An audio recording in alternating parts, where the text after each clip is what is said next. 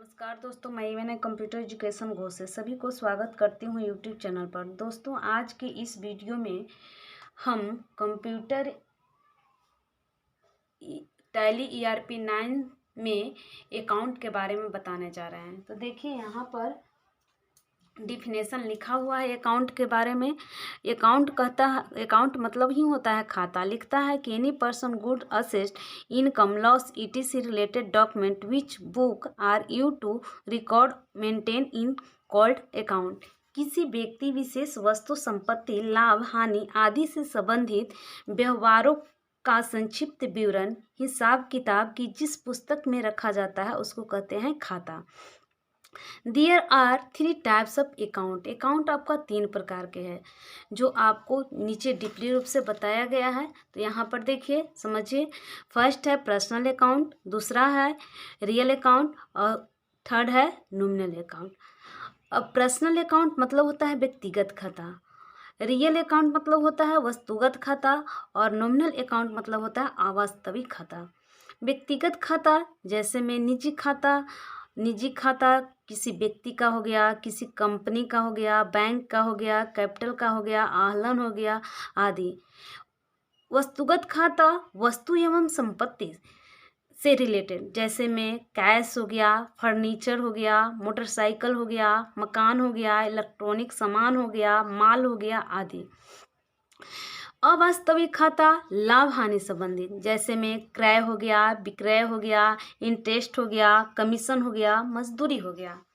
अब जानते हैं गोल्डन रूल ऑफ अकाउंटिंग, यानी कि अकाउंटिंग का गोल्डन रूल क्या है। तो यहाँ पर देखिए, समझते हैं कि गोल्डन रूल क्या है। तो गोल्डन रूल पर्सनल अकाउंट का कथन है कि डेबिट द रिसीवर, यानी कि पाने वाले को डीआर करो और क्रेडिट द गिवर, देने वाले को सीआर करो। सीआर और डीआर जो है एक डेबिटर और क्रेडिटर का शॉर्ट फॉर्म है। और क्रेडिटर मतलब समझिए कि लाभ और डेबिटर मतलब हानि, यानी कि उसी का शॉर्ट फॉर्म बना है डीआर और सीआर। जहाँ पर लाभ होता है वहाँ पर सीआर करिए और जहाँ पर हानि होता है उसको डीआर कीजिए। तो यहाँ पर कहने का मतलब है, पर्सनल का कथन है कि डेबिट द रिसीवर, यानी कि पाने वाले को डीआर करो और क्रेडिट द गिवर, देने वाले को सीआर करो। यहाँ स्पष्ट है कि पा रहा है, यानी कि पाने वाले को डीआर इसलिए कहा जा रहा है, किया जा रहा है। पाने वाले को डीआर इसलिए किया जा रहा है कि जो पा रहा है पर्सन तो वो लॉस में है, क्योंकि आज न कल उसको 10-20 रुपया उसमें से लगा कर देना है। और क्रेडिट द गिवर, यानी कि देने वाले को सीआर इसलिए कहा जा रहा है कि आज वो 100 रुपया दे रहा है तो कल 10 रुपया उसके साथ सूद के समेत आपको 110 रुपया दिया जाएगा। तो इसलिए देने वाले को सीआर करो और लेने वाले को डीआर करो। रियल अकाउंट का कथन है कि डेबिट व्हाट कम्स इन, इसका मतलब हुआ कि जो वस्तु व्यापार में आए उसे डीआर करो और क्रेडिट व्हाट गो आउट, यानी कि जो वस्तु व्यापार से जाए उसको सीआर करो।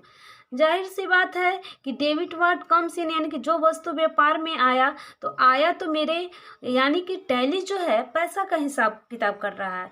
जब भी आपके पास सामान आएगा, वस्तु आएगा, तो मेरे पास से पैसा जाएगा और पैसा जा रहा है तो 2 रुपया अगला को इनकम ही पर ही दे रहे हैं, यानी कि 2 रुपया इनकम पर ही सामान खरीद रहे हैं। अब क्रेडिट व्हाट गोज आउट, अगर मेरे पास से सामान जाता है तो हम जो भी सामान 100 रुपया का खरीद रहे हैं, मान लेते हैं कि 120 में बेच रहे हैं, 125 में बेच रहे हैं, तो मेरा क्या हुआ, 25 रुपया इनकम पर दे रहे हैं, इसलिए हम देने वाले क्या हो गए, सीआर हो गए, और लेने वाले क्या हो गया, डीआर हो गया। नॉमिनल अकाउंट में साफ शब्दों में है कि debit the expenses and loser, यानी कि खर्चा और हानि को क्या करो, डीआर करो और credit the income and gain, आय और लाभ को क्या करो, सीआर। तो चलिए जानते हैं जनरल का एंट्री कुछ। यहाँ पर जनरल के बारे में पहले जानते हैं, जनरल क्या है। तो यहाँ पर देखिए जनरल लिख रहा है, यहाँ लिख रहा है कि journal is a book in which trader store the daily transaction in CR and DR, यानी कि रोजाना मंचा लेख की वह पुस्तक है जिसमें व्यापारी अपने दैनिक लेन देन का लेखा पूरे विवरण सहित रखता है, उसको कहते हैं जनरल। अब देखिए यहाँ पर how to transaction in journal, यानी कि कुछ जनरल के एंट्री के बारे में बताने जा रहे हैं जो एकदम रियल में टैली में एंट्री होता है। तो चलिए शुरू करते हैं।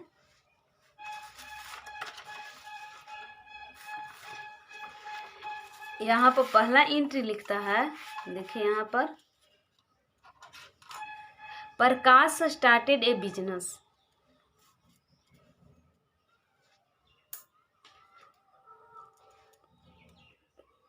प्रकाश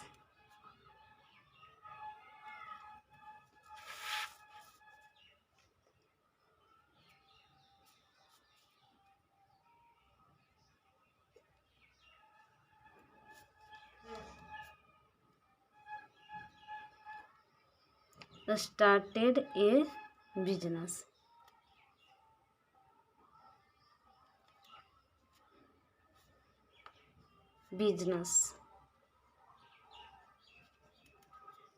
यानी कि प्रकाश ने व्यापार आरंभ किया। कितना पूंजी लगा के आरंभ किया है, तो 3 लाख रुपया लगा के। तो अब इसमें हम जानते हैं कि इसमें 2-3 रूल का पहचानना होगा। पहला ये देखना होगा कि ये माल नगद का है या उधार का है। दूसरा ये देखना है कि खाते में 2 ट्रांजेक्शन कौन कौन है। अब इसमें 2 खाता कौन कौन प्रभावित होगा, तो एक प्रकाश होगा और एक बिजनेस होगा। एक चीज़ और इसमें ध्यान रखना है कि सिंगल व्यवसाय में मालिक का नाम का कोई खाता नहीं खोला जाता है, और नहीं खोला जाता है तो वहाँ पर कैपिटल अकाउंट प्रभावित होगा। तो यहाँ पर देखिए काम क्या हो रहा है। तो प्रकाश स्टार्ट कर रहा है एक बिजनेस को, और बिजनेस स्टार्ट कर रहा है तो कितना पूंजी लगाकर, तो 3 लाख रुपया पूंजी लगाकर ये बिजनेस को स्टार्ट कर रहा है। तो प्रकाश स्टार्टेड ए बिजनेस, 3 लाख रुपया लगा के एक बिजनेस स्टार्ट कर रहा है। तो ताल्लुक किससे है, तो प्रकाश से और कैश से, क्योंकि बिजनेस में लगा रहा है कैश। तो पहला अकाउंट इसमें प्रभावित हो रहा है प्रकाश, और दूसरा अकाउंट प्रभावित कर रहा है कैश।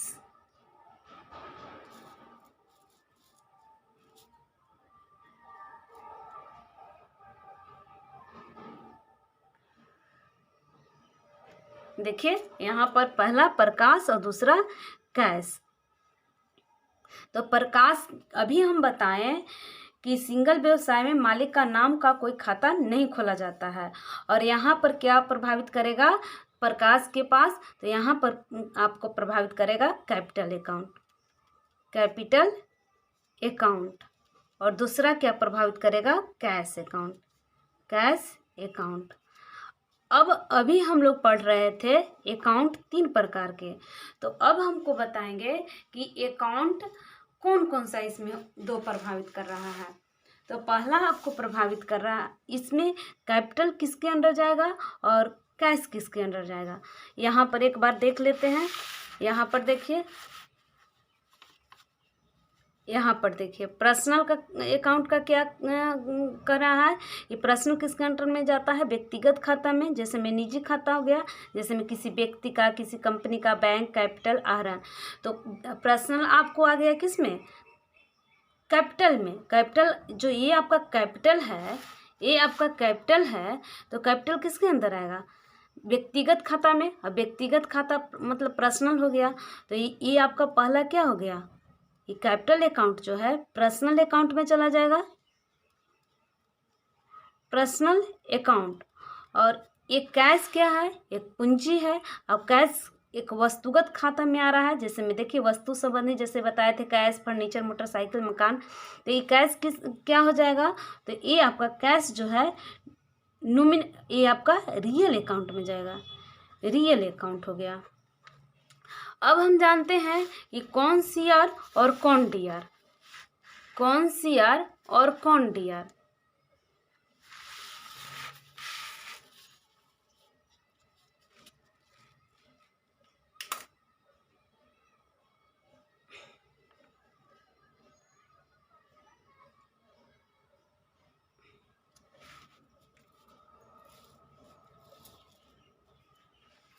कौन सी आर और कौन डी आर। तो प्रश्नल का बोल क्या था, प्रश्नल का कथन क्या है कि पाने वाले को डीआर करो और देने वाले को सीआर करो। तो अब हमको समझना है कि प्रकाश जो है एक कैपिटल है और एक कैपिटल जो है ये आपका प्रकाश बिजनेस में पैसा दिया है, तो इसलिए ये पर्सनल जो हो गया सीआर हो गया, यानी कि देने वाले को सीआर करो और लेने वाले को डीआर करो। तो प्रकाश जो है बिजनेस में पूंजी लगाया है, इसलिए प्रकाश के पास से पैसा गया है यानी कि दिया है, इसलिए प्रकाश जो हो गया ये पर्सनल जो हो गया सीआर हो गया और ये कैश जो हो गया डीआर हो गया। यानी कि एक सीआर हो गया तो दूसरा ऑटोमेटिक डीआर हो जाता है, यानी कि दो ही होता है सीआर और डीआर, दोनों डीआर और डीआर नहीं होगा, न दोनों सीआर और सीआर होगा। तो कहने का मतलब है कि ये सीआर हो गया। अगर इससे नहीं समझ में आ रहा है तो चलिए कैश को हम देखते हैं। तो कैश आपको बिजनेस में गया ना, तो देने वाले को क्या बिजनेस में आया ना, तो बिजनेस में जो आया यानी कि व्यापार में आया जो वस्तु उसको क्या करो डीआर और जाए तो सीआर। तो ये व्यापार में पैसा आया है तो आया तो क्या करो डीआर कर दो, तो यहाँ पर सीआर हो गया ना। अब चलिए देखते हैं दूसरा, दूसरा क्या है आपका, यहाँ पर देखिए दूसरा है आपका Prakash purchase goods from Ram, purchase goods from Ram. हम यहाँ पर दूसरा एंट्री करके दिखाते हैं।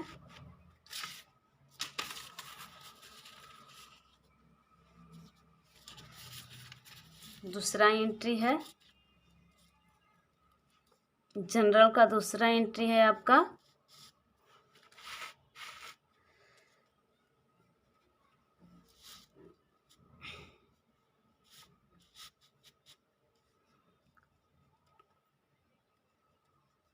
Purchase goods from Ram.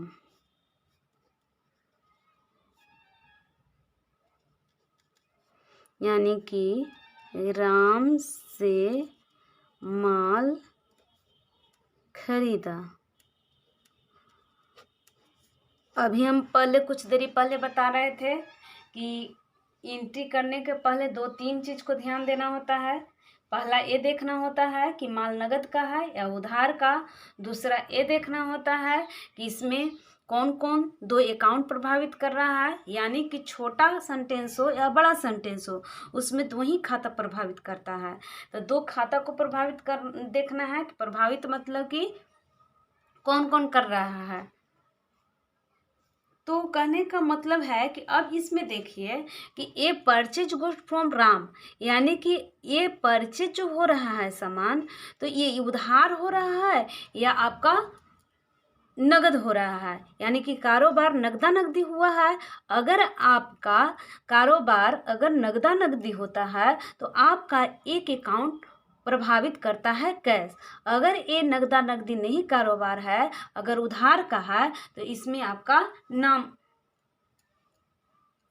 प्रभावित करेगा। तो कहने का मतलब है कि ये परचेज गुड फ्रॉम राम, यानी कि इसमें राम से माल खरीदा गया है, क्योंकि इसमें पहला खाता हो जाएगा राम, क्योंकि उधार का है। तो इसमें भी तो कहने का मतलब है कि राम जब प्रभावित होगा तो इन कैसे मतलब कि आपका कह सकते हैं इसमें कि ये आपका उधार का खाता है, उधार ट्रांजैक्शन हो रहा है। तो कहने का मतलब है कि जब हम कोई भी सामान को बेचते हैं तो अगला सामान लेता है, तो अगर नगदा नगदी लेता है तो हम उसको डायरी मेंटेनेंस नहीं करते हैं। हम डायरी मेंटेन कब करते हैं? जब मेरा कारोबार, मेरा बिक्री जो हो रहा है वो उधार में हो रहा है, और उधार में होता है तब हम लोग पेन और कॉपी उठाकर हम क्या करते हैं, उसका नाम और पैसा लिख देते हैं। इसलिए यहाँ पर अगर नाम नहीं शो करता, यहाँ पर लिखा होता,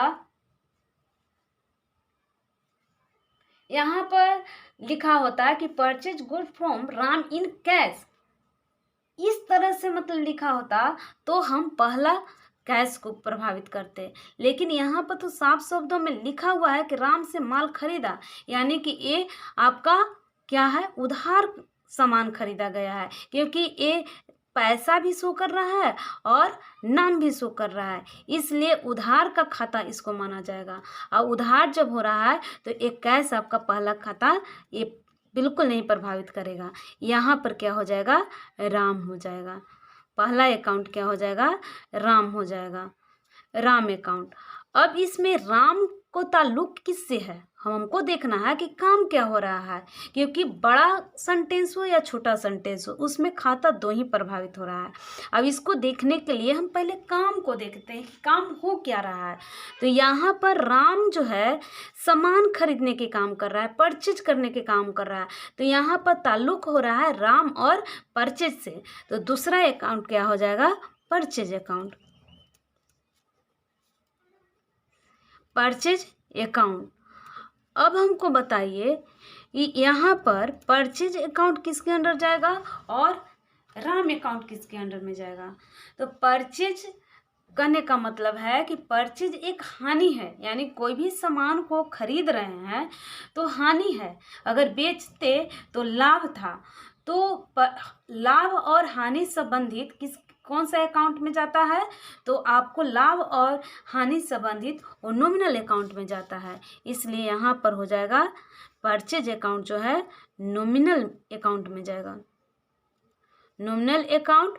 और ये राम अकाउंट जो है, राम एक पर्सन है, व्यक्ति है, और व्यक्तिगत खाता किस में जाता है, तो आपका व्यक्तिगत खाता जाता है पर्सनल में।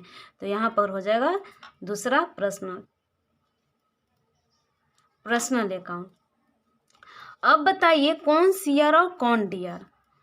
तो अब हम देखते हैं, कहने का मतलब है कि यहाँ तो साफ शब्दों में समझ सकते हैं कि परचेज का कथन है, यानी कि नॉमिनल का कथन है कि समस्त हानि को डीआर करो और समस्त लाभ को सीआर करो। तो परचेज हमेशा हानि होता है, इसलिए ये क्या हो जाएगा, डीआर। यानी कि परचेज हम कोई भी सामान कर रहे हैं तो उसके बदले में मेरे पास से पैसा जा रहा है, अगला को इनकम हो रहा है, क्योंकि इनकम के साथ हमको सामान दिया है। अगर आइटम को बेचते, वस्तु को बेचते, तब मेरा क्या होता, इनकम होता, तब हम क्या होते, सीआर में होते। तो परचेज हमेशा ध्यान रखिए, जहाँ देखिए परचेज वहाँ कर दीजिए डीआर, यानी कि परचेज हमेशा हानि होता है और परचेज क्या होगा, डीआर। अगर इस कथन से नहीं समझ पा रहे हैं तो हम इसको देखते हैं। राम एक व्यक्ति है, और यहाँ पर देखिए कि राम अकाउंट जो है, राम एक व्यक्ति है और ये है पर्सनल अकाउंट। और पर्सनल का रूल क्या कहता है कि पाने वाले को डीआर करो और देने वाले को सीआर करो। तो राम जब कहने का मतलब है कि राम क्या है, राम एक व्यक्ति है। अब व्यक्ति जो है ये पर्सनल अकाउंट का रूल कह रहा है कि ये आपका परचेज गुड्स फ्रॉम राम, यानी कि राम से माल खरीदा, राम से माल खरीदा गया। यहाँ पर ध्यान दीजिए, बोल को समझिए, क्या कह रहा है कि राम से माल खरीदा, यानी कि राम से माल खरीदा गया है। तो राम से माल खरीदा गया है, तो राम जो है देने वाला है, और देने वाले को क्या करो, सीआर करो, और लेने वाला को डीआर करो। यही लिखा होता कि राम ने माल खरीदा, तो राम क्या हो जाते वहाँ पर, डीआर, और यहाँ पर परचेज हो जाता सीआर। तो कहने का मतलब कि राम से माल खरीदा गया है, तो राम तो सामान दे रहा है ना, तो दे रहा है तो देने वाले को शेयर करो, ऐसे भी यहाँ पर शेयर हो रहा है, और परचेज तो ऐसे ही आपका डियर होता है। अब हम इसको एंट्री कौन वाउचर से करेंगे, तो परचेज को परचेज वाउचर से ही एंट्री करेंगे। यहाँ पर समझ जाते हैं, यहाँ पर लिख लीजिए, ना है तो हेडिंग में परचेज वाउचर से। और ये एंट्री होगा आपका प्रकाश स्टार्टेड बिजनेस जो है, ये आपका पहला एंट्री जो होगा रिसिप्ट से, क्योंकि रिसीव किया गया है पैसा, जो भी पैसा रिसीव किया जाता है तो रिसिप्ट वाउचर से, और पेमेंट किया जाता है तो पेमेंट वाउचर से। तो यहाँ पर ये एंट्री, पहला एंट्री जो है ये आपका रिसिप्ट वाउचर से इसको ट्रांजेक्शन करेंगे।